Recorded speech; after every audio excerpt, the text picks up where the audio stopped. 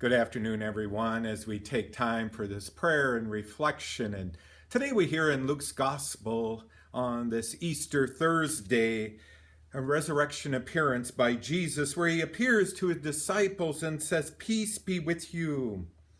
Then he said to them, "Why are you troubled? And why do questions arise in your hearts?" Even the disciples who had journeyed with Jesus and he had told them that there would be resurrection to new life are shocked. They're terrified. They're so uncertain of what's before them. But Jesus comes with that gift of peace. He comes with the resurrection. He comes bearing good news.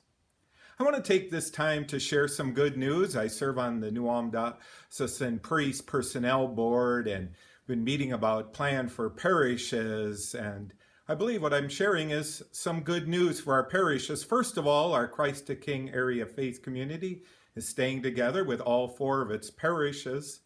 Secondly, I hope it's good news for you because I know it's a blessing for me. I will continue on as your pastor.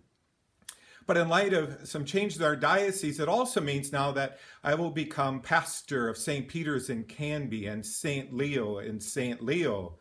But I won't be doing it alone, and it is with great joy that eventually, when we get through this COVID virus enough safely to move priests, we'll have Father Michael Doyle joining us as a senior associate pastor and be serving in our area parishes. I know Father Mike served in St. Dionysius, St. Genevieve from 1992 to 98, I believe around that time, and we will be welcoming him to our area parishes. So it's great joy that I share that good news with you. This good news is supposed to happen on July 1st of this summer, but with the COVID virus, it might get delayed, but it will be coming. And I think that's good news that we can continue to share and work together as parishes and as the disciples are troubled, or we might be troubled over this COVID-19, or we might be worrying, what does this mean for our parishes?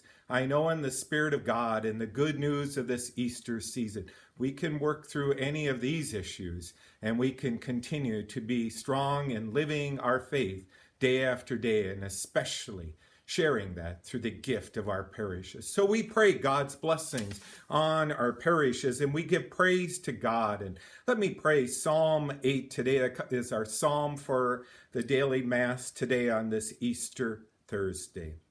And you can repeat the refrain after me. O Lord our God, how wonderful your name in all the earth.